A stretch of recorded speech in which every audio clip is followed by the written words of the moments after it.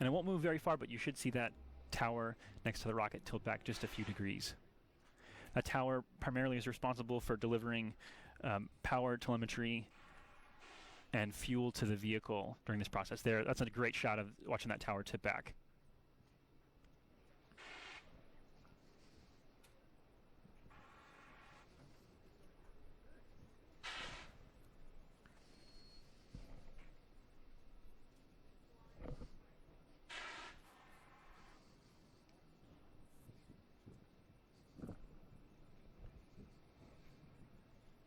So after we do have liftoff this morning, you'll hear range, avionics, and propulsion engineers all making their own calls as we kind of track with this rocket uphill.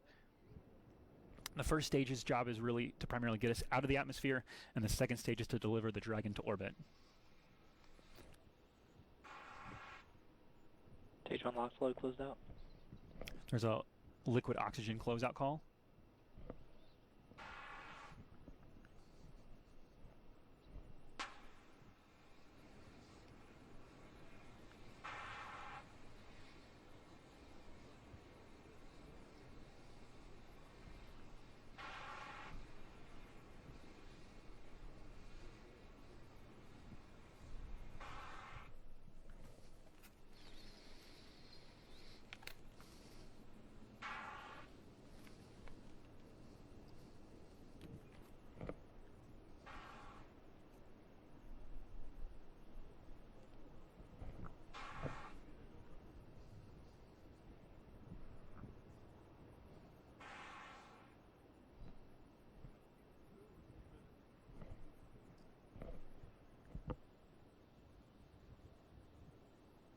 Stage 2 LOX is closed out.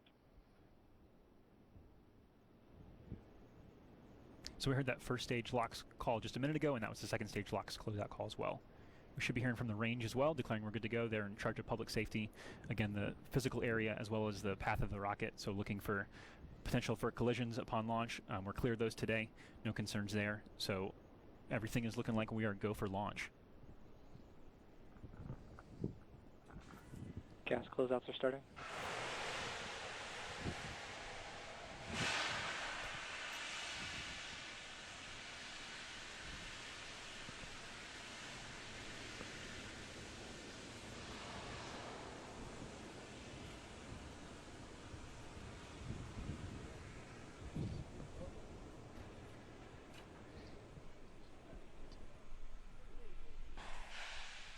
We should get our final go for launch here from the launch director in just a few seconds. Startup.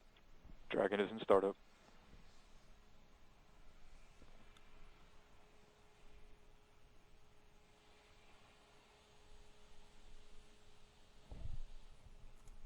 Go for launch. There we have the call for go for launch. You also may see water beginning to flood the launch pad at about 18 seconds to go. It's very normal. That's part of the sound suppression system, all part of the engineering of launch.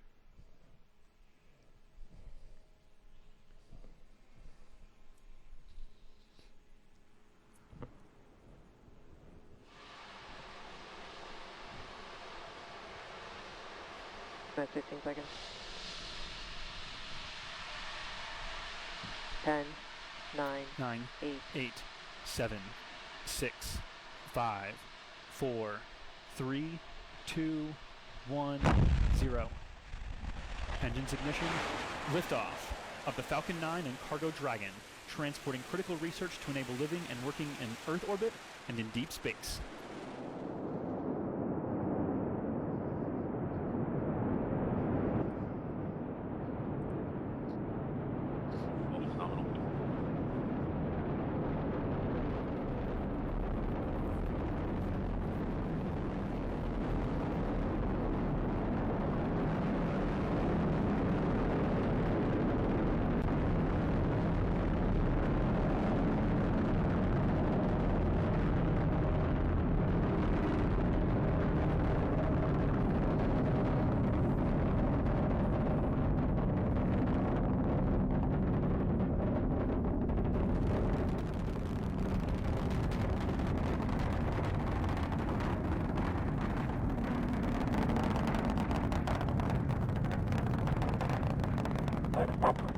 Vehicle supersonic.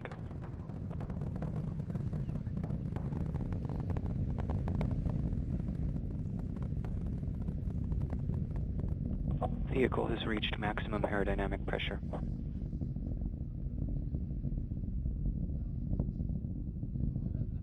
A couple big calls there. Again, all normal, all nominal, and progressing as expected, flying through the densest part of the atmosphere.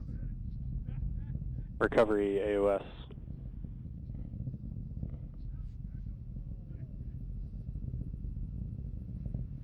Evac engine chill. It's a call for chilling the second stage engine.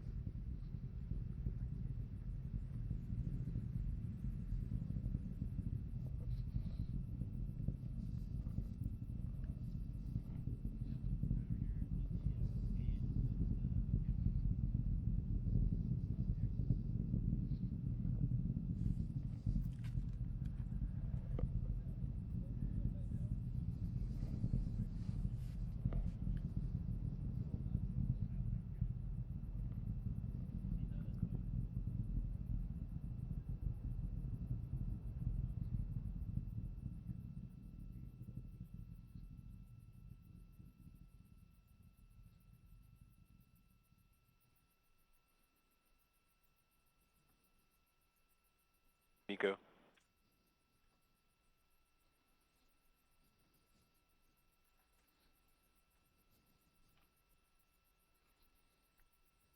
Evac ignition. Stage 1 boost back burn is starting.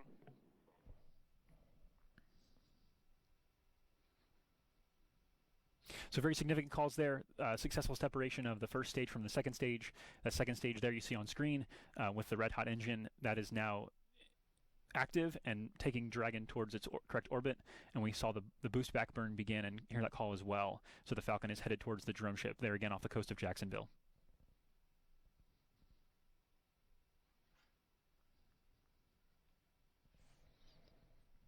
Stage 1 boost back burn is shut down. Right now you're seeing the camera kind of flipping, and essentially you're seeing two camera views, one off. Oh, you actually just see the nose cone flew past there. That's a nominal jettison of the nose cone. There, it's a shot from the first stage. There's the hypersonic grid fins expanding to help control, to help steer essentially this rocket towards the drone ship. Trajectory.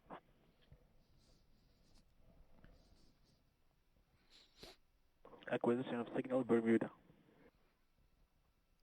So again, on that second stage engine, you're seeing two camera views, one on either side of that engine.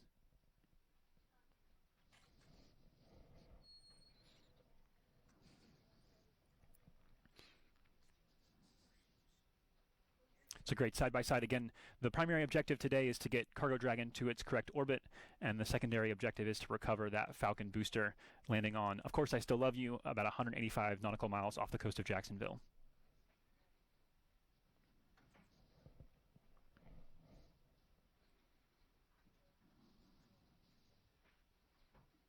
The camera on the left, I believe, is actually inside the top of the first stage, so you're getting kind of a view, a look at the top of that.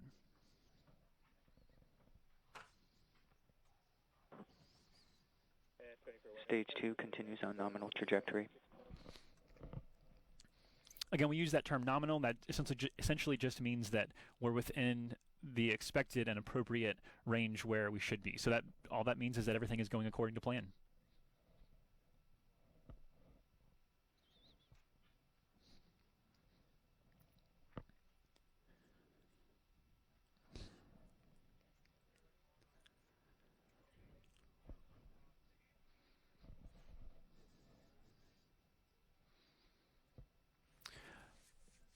All right, so a lot of work done, a lot more to go. We are still not there yet. We have to kind of progress through the spacecraft deploy, solar array deploy, and check out to make sure everything is in good order. But that is going to do it for us, for myself, from here in Hangar AE at the Cape Canaveral Air Force Station Mission Director Center. So it's been a pleasure being with you today. Thanks so much. And I'm going to send it over to Andy in SpaceX's headquarters in Hawthorne, California. Andy? Thanks, Joshua. In order to land our drone ship in the Atlantic Ocean, the first stage needs to execute a series of 3 burns. The first is a boost back burn, which is meant to slow the rocket down and reorient it for re-entry. That just completed a few seconds ago. Next is the entry burn, where Falcon 9 slows itself down before hitting the dense parts of the atmosphere. Without this second burn, relying solely on the atmosphere to slow down Falcon 9 would put unnecessary strain on the rocket. Hopefully we can see some footage of that coming up shortly. The third and final burn is the landing burn, and there's the shot of the entry burn. The third and final burn is the landing burn, which happens just before touchdown. It provides the booster a soft descent to attempt landing, and this is also when the 4 landing legs were deployed. We're probably about a minute away from beginning that landing burn. Let's keep an eye on screen to see if we can see those engines relight.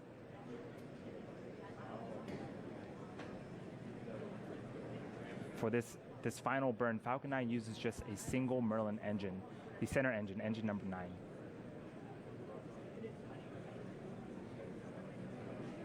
On the left-hand screen, you see a shot of the second stage, continuing its journey into orbit. And on the right-hand side, it's a view from the top of the first stage. Those Griffins are helping to guide the first stage back to a targeted landing.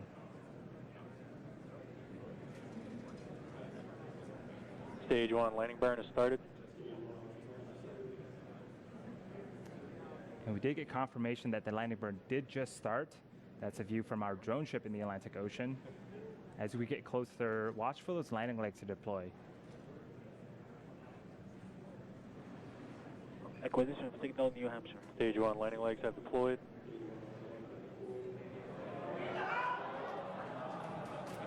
Looks like we may have lost the link of the footage. We're listening in to see if we can Stage 1 has landed. Recovery operators, recovery 1 on and touchdown of Falcon 9 on our drone ship. Of course, I still love you. You can certainly hear the excitement here at SpaceX. Congratulations to the entire SpaceX team for another successful landing.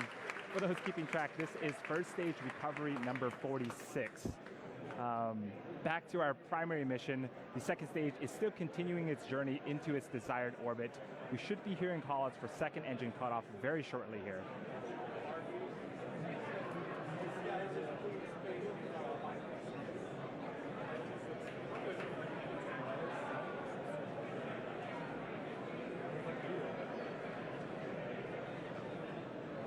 And good second engine cut off.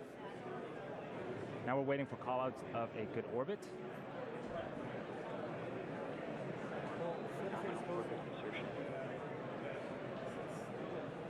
It sounds like we do indeed have a good orbit. Up next is deployment of Dragon from that second stage. When Dragon separates from the second stage, we're going to get a glimpse inside of Dragon's trunk. Dragon carries 2 types of cargo: pressurized cargo inside of the capsule and unpressurized cargo in its trunk. On the outside of Dragon's trunk are 2 protective fairing for Dragon's solar arrays. The arrays produce more than 5 kilowatts of power and help recharge Dragon on its mission. At this point, we are about 10 or 20 seconds away from Dragon separation. So let's listen in for the callouts.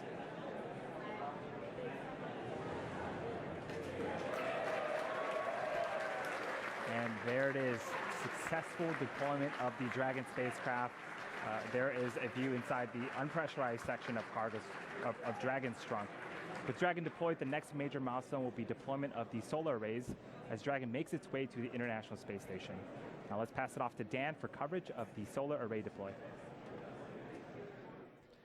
Hey, thank you very much, Andy. Great to see Dragon in orbit. Really cool, as always, to see that first stage touch back down on the drone ship. So as he mentioned, Dragon now flying free. You're actually getting a really cool view inside the trunk of Dragon, where there's 2 external payloads. These are payloads that are already exposed to the vacuum of space.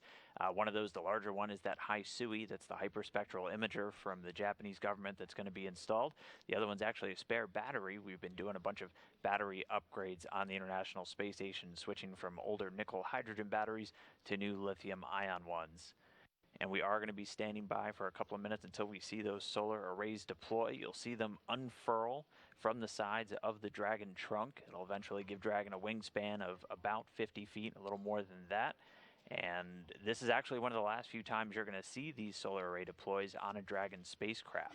As they are deploying, there are some additional moving parts in them as compared to the new Dragon design and the Crew Dragon, where those solar cells are actually wrapped around the trunk itself.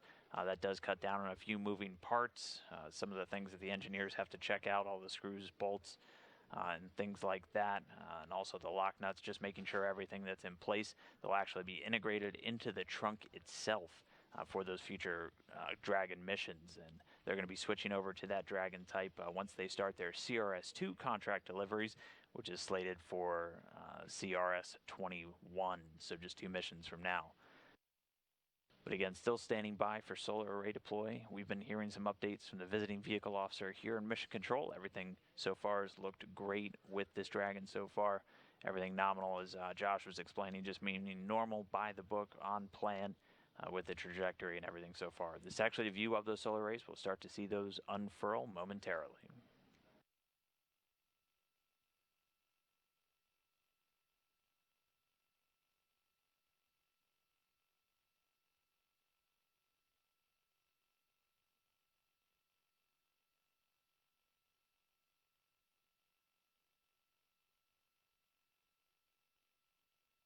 Dragon is deploying its solar array. And we did get some audio confirmation that the solar array deploy has begun.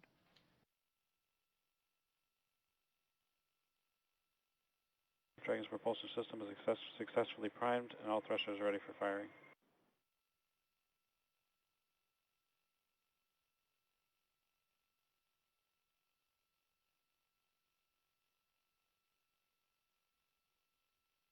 And there we go, now getting a view of one set of the solar panels deploying.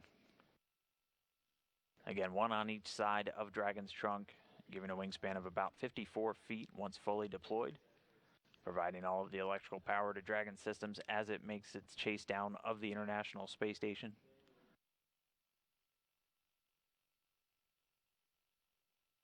And everything looking smooth. We'll wait for some audio confirmation that the solar arrays have deployed successfully.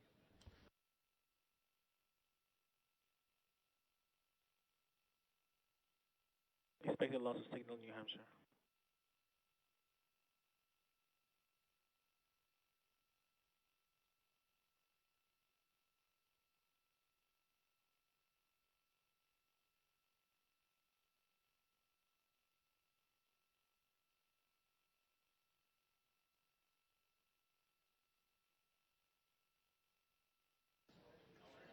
We are seeing on video both sets of solar arrays deployed. We're again just going to stand by for some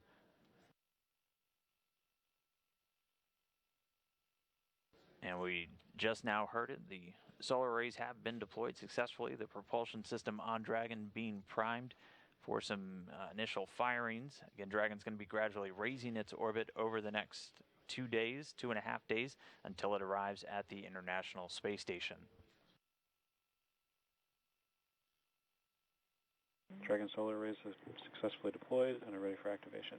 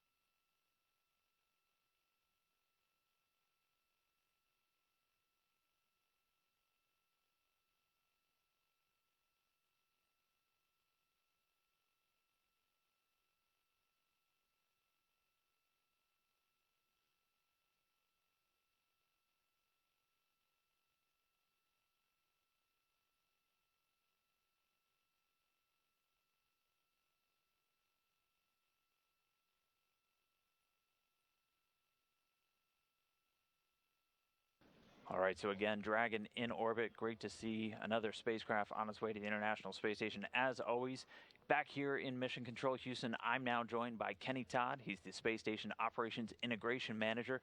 Kenny, it was a great launch today. How's the team feeling with what they saw so far? Well, it's always great when we can get a new vehicle on the way to space station. So we're very excited. Looking forward to getting the Dragon on board here in a couple of days. And so what's it going to look like for the crew? Now that Dragon's on its way, what's the schedule kind of looking like for the crew with coming days, coming weeks now for them? Sure. This really does kind of lay our path forward here through the end of December on into the first week of January now. An incredible amount of science coming up on board, over 5,000 pounds of new hardware coming on board. And so the crew over the next couple of days will be getting ready. They'll finish out their training for being able to do the capture and the grapple and getting the Dragon berthed, and then after that we'll be opening the hatch shortly thereafter. We've got some science that we need to get across the hatch and get up and running. So that's going to be the first couple of days here when we get going. And right now it's scheduled to get there on Sunday, correct? Correct. Well, we have a typical time, usually around 5 or so in the morning, about the time we do the capture operation. That's a standard time for a Dragon capture. Usually by mid-morning we'll have it berthed, and depending on how things have gone during the day for the crew, we'll either get the hatch open or we'll wait till the following day and start with a clean, fresh day and get in and get going on the science. All right, thank you, Kenny. Obviously, this team going to be very involved with the SpaceX flight controllers out in Hawthorne over the next couple of days as Dragon makes its way there. And we're going to continue all this live coverage once Dragon does arrive. So be sure to wake up really early on Sunday morning and join us as we get ready to bring one more vehicle to the International Space Station. With that, though, that'll do it for us here from Houston. Send it back down to KSC, maybe get you some more launch replays. Back over to you, Jennifer. Thanks, Dan. Joining us now is SpaceX's Andy Tran. Andy, can you tell us a little bit about how launch went today? Yeah, sure thing. Thanks, Jennifer. We had a beautiful launch off Space Launch Complex 40 today. This was our 20th mission to the space station and our 8th launch with a flight-proven Dragon. I can confirm now that Dragon is in good orbit. The